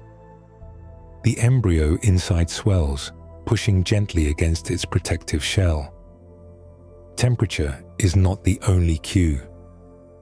Day length, or photoperiod, also plays an important role in plant development. While germination depends mostly on warmth and moisture, later stages of growth respond to changes in light duration. Sunflowers are considered day-neutral in many cultivated varieties, meaning they can flower across a range of day lengths. However, internal biological systems still register seasonal shifts. The genetic timing of the sunflower influences how quickly it moves from vegetative growth to flowering. Some varieties mature faster than others. Plant breeders select for specific timelines based on climate and agricultural needs. In cooler regions, shorter season varieties ensure that seeds ripen before early frost. In warmer climates, longer season varieties may be cultivated. Once the radicle breaks free from the seed coat and enters soil, the cycle begins again. The taproot extends downward. The shoot pushes upward. Cotyledons unfold above ground. The first true leaves form soon after. Spring sunlight strengthens daily. Chlorophyll within new leaves captures light. Photosynthesis resumes, converting water and carbon dioxide into sugar. The young plant begins building height and mass. The rhythm feels predictable. Soil warms, seeds sprout, leaves expand. But beneath that predictability lies complex genetic programming. Within each seed, instructions inherited from parent plants guide growth patterns. How tall to grow, how large the flower head will become, how long to delay flowering. Even small differences in temperature can influence timing. A cooler spring may slow early growth. A warm, wet spring may accelerate it. The sunflower adjusts within its biological limits, responding to environmental conditions while following its internal schedule. If you imagine standing in a field in early spring, you might see small green shoots emerging across the soil surface. They appear fragile, but they carry stored energy from the previous season. Their return is not spontaneous. It was prepared months earlier, encoded in the seed and preserved through winter. As days lengthen toward summer, stems thicken and leaves widen. Hormones coordinate growth. Auxins direct elongation. Cytokinins regulate cell division. Gibberellins influence stem height. These chemical messengers operate continuously, guiding development in response to light and temperature. By early summer, the plant once again enters its turning phase, tracking the sun across the sky in youth. The cycle feels familiar. Movement returns. Growth accelerates. The annual nature of the sunflower means that each year begins anew. The previous generation does not persist above ground. Instead, continuity flows through seeds. What seems like disappearance in autumn becomes reappearance in spring. From dormancy to germination to flowering, the stages unfold in reliable sequence. The plant does not rush. It waits for alignment, warmth in the soil, sufficient light in the sky, moisture in the ground. And as the young sunflower rises once more, turning gently toward morning light, the field transforms again. What was bare becomes green. What was quiet becomes active. The stored energy within each seed fuels a predictable return to brightness. The cycle restarts not as repetition alone, but as renewal. The same species, the same spiral patterns, the same broad faces will emerge. The return to light is not accidental. It is written into the plant's timing, guided by temperature, day length, and the quiet instructions carried inside each seed. Long before the sunflower lifts its face fully into bloom, before the disc forms and the spirals become visible, something else is already guiding its growth. The plant does not have memory in the way humans do. It does not recall yesterday in images or stories, but it does carry a kind of biological timing, an internal rhythm shaped by light. This rhythm is part of what scientists call a circadian clock. Many living organisms, including plants, operate on roughly 24-hour cycles. These cycles regulate when leaves open, when growth hormones are released, and when certain genes become active. In the sunflower, this internal clock influences the early turning behavior we explored before. Young sunflower plants track the sun from east to west during the day, and then reposition themselves overnight. This movement depends not only on direct light cues, but also on the plant's internal timing system. Even on cloudy days, when the sun is hidden, the plant continues its rhythmic motion, guided partly by expectation rather than immediate light detection. Hormones play a central role in this process. Auxins, which promote cell elongation, accumulate unevenly on different sides of the stem, depending on light exposure and internal signals. During the day, auxins may concentrate on the shaded side, causing that side to elongate slightly more and the stem to bend toward the sun. At night, redistribution occurs, allowing the stem to reset toward the east. This cycle repeats daily during the vegetative growth stage. The internal clock anticipates sunrise. As dawn approaches, growth patterns shift in preparation. The plant does not react only after light appears. It adjusts just before, aligning its movement with predictable environmental change as the sunflower matures and begins flowering. This daily turning gradually slows and then stops. The stem stiffens, the head settles facing east. Yet the internal clock remains active. It continues regulating physiological processes such as photosynthesis, respiration, and nutrient transport. Light does more than guide movement. It acts as a signal that shapes growth from the earliest stages. When seeds germinate, light quality influences stem length and leaf expansion.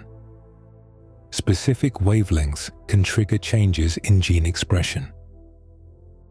Phytochromes and cryptochromes, specialized light-sensitive proteins, detect red, far red, and blue light, helping the plant interpret its environment. Through these mechanisms, the sunflower's growth reflects its exposure to light across time. The direction it settles into, the timing of its flowering, and the accumulation of energy in its seeds all respond to seasonal patterns of brightness and darkness. When the plant produces seeds, it stores not only nutrients, but also genetic instructions shaped by generations of light exposure. The embryo within each seed carries information about growth rate, height, flowering time, and response to environmental cues. In that sense, the seed contains a record of adaptation to sunlight over many seasons. If you imagine a field of sunflowers just before dusk, their faces fixed gently eastward even as the sun sets behind them, you might notice the stillness. The movement has ended for the day, yet the influence of light remains within their tissues. Sugars produced earlier circulate through stems. Hormonal cycles continue adjusting through evening and night. The plant does not forget the sun when darkness falls. Its internal clock continues marking time. Processes that depend on day and night remain synchronized. Even in the seeds now forming within the disc, energy captured from sunlight is stored in oil-rich kernels. The warmth absorbed, the light transformed into sugar, the months of exposure to brightness, all of it becomes contained in compact form. When those seeds fall to the soil and later germinate, they will rise again in response to light. The pattern repeats not because of conscious recall, but because of embedded timing systems. Light leaves its imprint not as memory in thought, but as structure and rhythm. The plant grows in alignment with sunrise and sunset. It stores energy gathered from brightness. It encodes seasonal timing into its development. And even as the flower head bows with the weight of mature seeds, facing east in quiet stillness, the influence of the sun remains present within it, not as movement now, but as stored energy and inherited timing. Light has shaped the plant from root to seed, and in that sense, the memory of the sun remains inside, carried forward into the next generation. At the beginning, we imagined a sunflower lifting its face toward morning light. a young stem bending gently across the sky. A plant that seemed to move, though rooted in place. Now the cycle feels complete. We have followed the seed beneath the soil, the taproot reaching downward into hidden moisture. We have traced water rising through hollow stems and spreading into wide green leaves. We have looked closely at a single flower head and discovered that it was never just one flower, but hundreds arranged in spirals that form without planning. We have felt the slight warmth in the center that invites bees to land. We have watched pollen move, seeds form, petals fade from bright yellow to deep gold.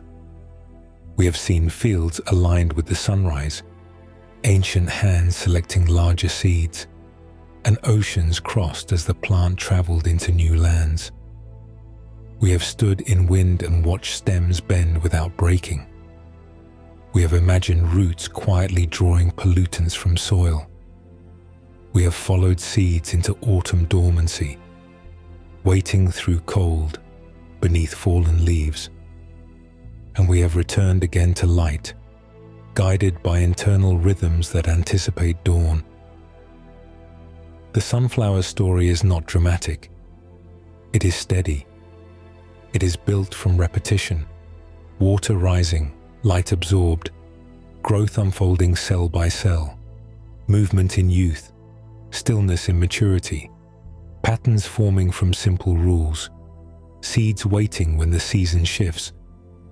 If you imagine a quiet field now, perhaps near sunset, you might see tall stems standing close together.